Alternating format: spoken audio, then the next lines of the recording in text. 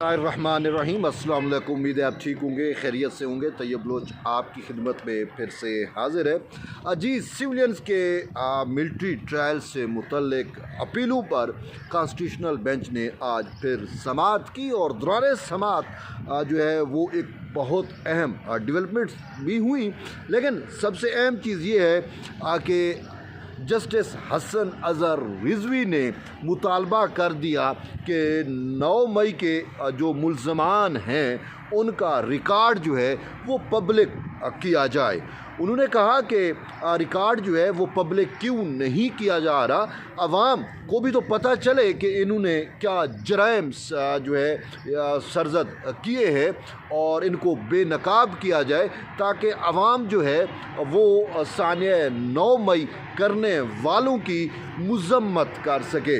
तो ये आज एक अहम डेवलपमेंट हुई और इस पर वकील वज़ारत दिफा ख्वाजा हारिस की जानिब से ये कहना था कि ये फ़ैसला तो अथॉरिटीज़ ने करना है। तो उन्होंने कहा बेशक अथॉरिटीज़ ने तो करना है, लेकिन आपके बकौल कि ये इतना बहुत बड़ा जुर्म हुआ है और इसको आप मिलिट्री एक्ट के तहत मिलिट्री ट्रायल इनका करना चाहते हैं, अगरचे ये सिविलियन हैं, तो जुर्म की संगीनी को जब हम देख रहे हैं तो फिर जो है वो आवाम को भी तो पता चले कि इन्होंने किस तरीके से फ़ौजी इंस्टॉलेशंस पर और इन चीज़ों पर जो है वो अटैक किए हैं। तो ये एक अहम चीज़ थी। बहरहाल आज की जो समाअत है उसका क्रक्स ये है कि वकील वज़ारत दिफा ख्वाजा हारिस ने अदालत को हर मुमकिन तौर पर कायल करने की कोशिश की कि ये जो सिविलियंस हैं जिन्होंने या ये जो इंतशारी थे, जो फसादी थे 9 मई करने वाले,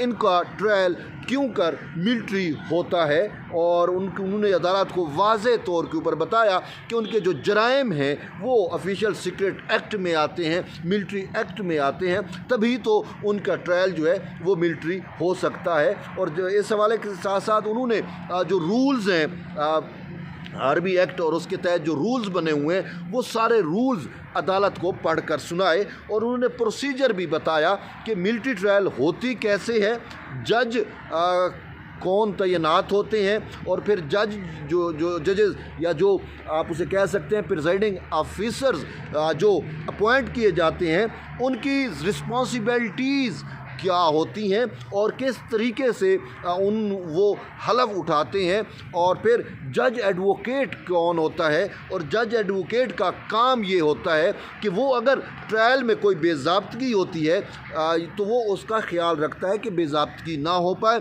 और साथ साथ उन्होंने ये भी कहा कि बुनियादी इंसानी हकूक़ की जो बात की जाती है तो मिलिट्री ट्रायल में बुनियादी इंसानी हकूक़ का भी तहफ़्फ़ुज़ किया जाता है।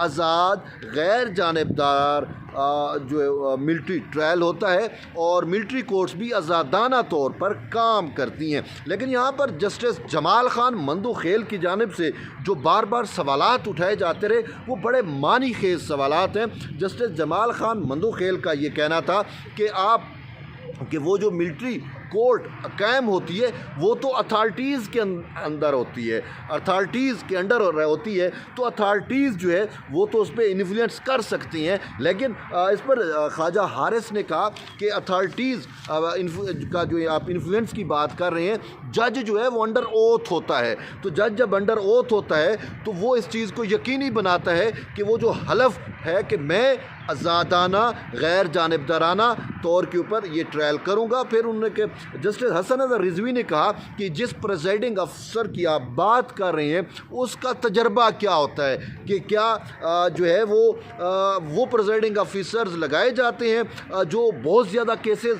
कर चुके होते हैं, जिनको एक्सपीरियंस्ड होते हैं, या क्या उसका क्राइटेरिया क्या होता है। तो उन्होंने कहा कि यहाँ पे एक्सपीरियंस्ड और अनएक्सपीरियंस्ड की बात नहीं है, आर्मी एक्ट पर तो अबूर होता है सबका। और वैसे भी जनरली अगर मैं आपको बताऊं कि जो मेरी इन्फॉर्मेशन है कि आर्मी एक्ट जो है, ऑफिशियल सीक्रेट एक्ट और आर्मी एक्ट जो है, ये तमाम फ़ौजी जो अफसरान हैं उनके निसाब में का एक बुनियाद है, बेस है। और उनको जो है, जैसे मैं आपको अगर आप PMA ककोल अकेडमी में चले जाएं जहां हमारे अफसरान ज़ेर तरबियत होते हैं, जहां उनकी ट्रेनिंग के साथ साथ उनको एजुकेशन भी दी जाती है, वहां पे आर्मी एक्ट निसाब का हिस्सा होता है, बाकायदा उनके पेपर होते हैं, एग्ज़ाम्स होते हैं। तो आर्मी एक्ट जो है वो उनको पढ़ाया जाता है और हर अफसर का आर्मी एक्ट पर अबूर होना लाजमी होता है। देखिए इसमें आप ये भी आप समझ सकते हैं कि आर्मी एक्ट जो है वो फ़ौज के अंदर एक डिसिप्लिन को भी कायम रखता है। अब अगर कोई फ़ौजी अफसर अपने ही आर्मी एक्ट से नाबल्द होता है और कल कला उसके ऊपर कोई केस बनता है तो वो अपना दिफा कैसे करेगा? उसको आर्मी एक्ट का पता होगा किस चेक के साथ किस के साथ वो अपना दिफा भी करता है। तो ये चीज़ें ज़रूरी होती हैं और इस पर उन्होंने कहा कि चलो भाई आर्मी एक्ट का जो है वो आर्म्ड फोर्सेस के डिसिप्लिन के साथ अगर ताल्लुक़ है तो बात यह है कि सिविलियन का तो वो डिसिप्लिन और उसके साथ कोई ताल्लुक़ नहीं है। तो इस पर वो उन्होंने कहा, ख्वाजा हारिस ने कहा कि अगर नेक्सस साबित होता है, अगर नेक्सस साबित होता है या ऐसे जराइम जो ऑफिशियल सीक्रेट एक्ट में आते हैं तो वो फिर मिलिट्री ट्रायल होता है। तो इस पर जो है वो जस्टिस जमाल खान ने कहा कि ऑफिशियल सीक्रेट एक्ट की अगर आप बात कर रहे हैं तो वो तो बहुत वसी है। मोहम्मद अली मज़हर साहब का भी यही कहना था, वो तो बहुत वसी है। अगर उन्होंने कहा कि सारे जमाल खान साहब का ये कहना था कि ऑफिशियल सीक्रेट एक्ट के तहत अगर कोई जराइम होते हैं और सिविलियन इदारों में जराइम होते हैं तो फिर उनका जो ट्रायल है वो तो आर्मी की बजाय सिविलियन अदालत में होगा ना।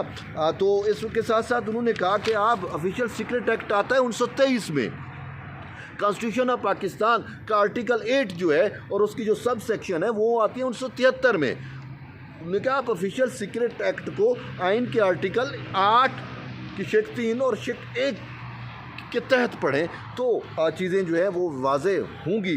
तो इस पर उन्होंने कहा जस्टिस वो अपना ख्वाजा हारिस ने कहा कि आर्मी ऑफिशियल जो एक्ट जो सीक्रेट एक्ट है, ऑफिशियल सीक्रेट एक्ट, उसमें जराइम की नोयत है और जो जराइम आर्मी और उनसे रिलेटेड है उनका वो ट्रायल मिलिट्री ट्रायल होगा। इस पर जो है वो जस्टिस मोहम्मद अली मज़हर ने कहा कि अगर सदर हाउस या वज़ीर आज़म हाउस में कोई रियासती डॉक्यूमेंट्स चोरी हो जाते हैं तो फिर ये तो सिविलियन है, तो फिर जो चोरी करते हैं या जो हसास मालूमात इन सदर हाउस से या वज़ीर आज़म हाउस से जो है वो उठा लेते हैं तो उनका ट्रायल जो है वो तो फिर सिविलियन अदालतों में होगा। तो इस पर जस्टिस जमाल खान ने कहा कि वो चोरी ऐसे तो नहीं होगा, कहीं ना कहीं उनको नेक्सस तो होगा। अगर नेक्सस साबित हो जाता है तो फिर तो जो है वो मिलिट्री ट्रायल में होगा, मिलिट्री ट्रायल होगा ना उनका। तो बहरहाल आज की समात में जो है वो कुलभूषण यादव का भी जिक्र हुआ, लेकिन इसके साथ साथ जो है सबसे अहम इवेंट ये हुआ कि जस्टिस जमाल खान मंदोखेल साहब ने जो है वो ये कहा कि जस्टिस जो है वो justice not only be done, justice यानी कि इंसाफ जो है वो होना, सिर्फ होना नहीं चाहिए बल्कि इंसाफ होता हुआ भी दिखाई देना चाहिए। फिर उन्होंने कहा कि ये जो प्रोसीजर आप आर्मी एक्ट और आर्मी कोर्ट का प्रोसीजर बयान कर रहे हैं, क्या कोई ऐसी अथॉरिटी है कि जो इस प्रोसीजर में अगर कोई खामी हो जाए तो वो उसको वो करे, या कोई ऐसा है कि जो प्रोसीजर को जो है वो देख सके।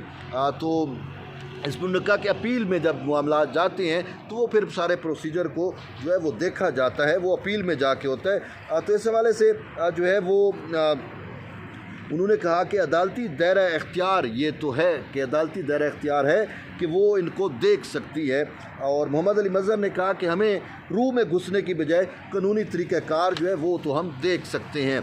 तो बहरहाल एफ.बी. अली केस का भी जिक्र हुआ तो उन्होंने कहा कि एफ.बी. अली केस में सिविलियन के ट्रायल को तस्लीम किया गया। जस्टिस जमाल खान ने कहा कि एफ.बी. अली केस में जो है वो नेक्सस था तो इसी वजह से तस्लीम हुआ, अगर नेक्सस ना हो तो फिर तो मिलिट्री ट्रायल नहीं हो सकेगा सिविलियन का। तो उन्होंने कहा कि देखें बात ये है कि सिविलियंस यूँ या चाहे आर्म फोर्सेस के लोग दोनों तो पाकिस्तान के शहरी हैं। Army act, official secret act, ये दोनों जो है इनका इतलाक़ जो है वो पाकिस्तान के शहरियों पे होता है और जो जराइम ऑफिशियल सीक्रेट एक्ट में लिखे हुए हैं या आर्मी एक्ट में जो है वो उनको ट्रायल जो है मिलिट्री उनका ट्रायल जो है वो होगा।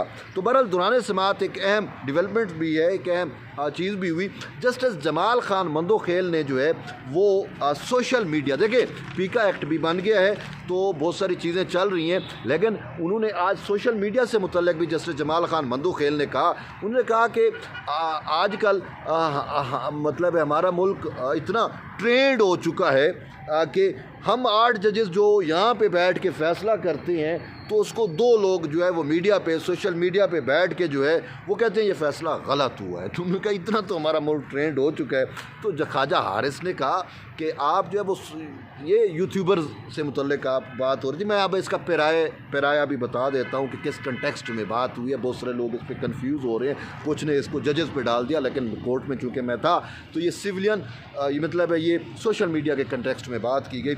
अब कल जस्टिस मंसूर अली शाह वाला जो मैटर आर्मी इसमें मैटर जो है वो कॉन्स्टिट्यूशनल कोर्ट ने देखा तो बहुत सारे हमारे दोस्त यूट्यूबर्स और ये सोशल मीडिया पे बैठ के पूरे कॉन्स्टिट्यूशनल बेंच के ख़िलाफ़ जो है वो बहुत कुछ बोल रहे थे और 2 लोग व्लॉग करते हैं तो उसमें जो है वो इनको गलत कह रहे थे जजेस को और मंसूर अली शाह को हीरो बना रहे थे। तो बहुत सारी चीज़ें ये उस कंटेक्स्ट में कहा गया और फिर ख्वाजा हारिस ने कहा आप सोशल मीडिया की बात कर रहे हैं, इसको तो छोड़ें, इसको अहमियत ना दिया करें।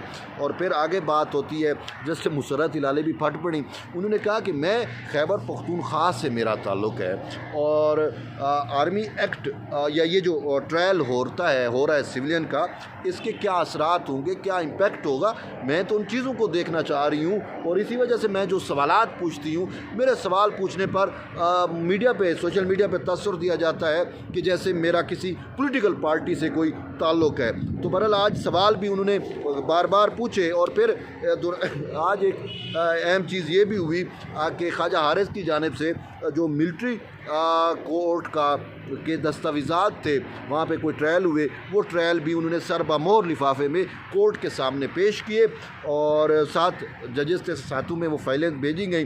तो बाकियों ने तो सरसरी था ज़्यादा लेने के बाद वापस कर दिया। जस्टिस मोहम्मद अली रज़ा ने थोड़ा डिटेल में देखा, लेकिन जस्टिस मुसर्रत इलाली ने बार बार उसको अपने पास रखा और उसको देखती रही। तो फिर उससे मुतल्लिक़ कुछ सवालात भी पूछे। जब वो सवालात पूछ रही थी तो ख्वाजा हारिस साहब ने कहा जस्टिस मुसर्रत इलाली को कि आप इतनी डिटेल में सवालात पूछ रही हैं, आपको नहीं पूछने चाहिए, ये केस के मेरिट को आप डिस्कस ना करें क्योंकि ये मामला कल अपील में फिर आपके पास आना है। तो उन्होंने कहा कि किसी को जस्टिस अमीनुद्दीन खान ने भी मुसर्रत इलाली को कहा कि आप ऐसे सवालात ना पूछें। तो इस पर जो है वो उन्होंने जो है कहा कि किसी को बुरा लगे या अच्छा लगे मैं तो सवाल पूछूंगी। और फिर दौरान समाअत जो है वो लतीफ़ खोसा बार बार अदालती समाअत में जो है वो कार्रवाई में दखल अंदाज़ी कर रहे थे और जुमले कस रहे थे और ख्वाजा हारिस के वालिद के बारे में भी कुछ अल्फाज कहे। तो फिर चीफ अपना जस्टिस अमीनुद्दीन खान ने उनको कहा कि जो है वो कार्रवाई में खलल ना डालें, ये कार्रवाई चलने दें, थोड़ी सी उनकी सर्जनिश टाइप या सर्जनिश मैं कह सकता हूँ भी की है। तो बहरहाल जो है वो आज फिर लतीफ़ खोसा ने यह भी कहा कि आप जो है वो अब दलाइल जो है वो क्या हमें भी तो आप सुनेंगे। तो उन्होंने कहा आपने तो बैठे बैठे आधे दलाइल दे ही दिए हैं। तो बहरहाल दौरान समाअत एक और भी इंटरेस्टिंग चीज़ पैदा हुई कि जस्टिस जमाल खान मंदोखेल को एक तो है कि थोड़ा वो अपनी आप को क्लियर करते हैं और बड़े उनके सवाल बड़े जानदार होते हैं। और जमाल खान मंदोखेल जो है वो सिविलियन के ट्रायल से मुतल्लिक जो है वो काफ़ी उनके माइंड में क्लियरिटी है और क्योंकि आइन को वो देखते हैं, कानून को देखते हैं और फिर आर्मी एक्ट का वो आप जायज़ा ले रहे हैं। तो इन सारी को पैराए में जो भी सवालात पूछते हैं तो बड़े बरीक बीनी में और बड़े डीपली जाके वो सवालात पूछते हैं। तो इस पर जस्टिस मुसर्रत इलाली ने ज़राए तफन्नुन कहा कि जस्टिस जमाल खान साहब ऐसे सवालात पूछ रहे हैं कि जैसे वो रिटायर होने के बाद जो है वो मिलिट्री कोर्ट में जो है वो प्रैक्टिस करेंगे। तो जस्टिस जमाल खान ने उनकी तरफ देखा और मुस्कुराते हुए कहा कि हो सकता है कि मैं जज एडवोकेट बन जाऊं। तो बहरहाल समाअत कल भी जारी रहेगी और कल ये है कि शायद ख्वाजा हारिस जो है उन्होंने कहा कि मैं 11:30 बजे तक कोशिश करूँगा दलाइल मुकम्मल कर लूँ, फिर उसके बाद दीगर फ़रीक़ैन को सुना जाएगा। तो बहरहाल ये अब तक की अहम डेवलपमेंट्स हैं। जुड़े रहिए तैयब बलोच के साथ, मिलते एक नई वीडियो, तब तक इजाज़त दें, अल्लाह हाफ़िज़।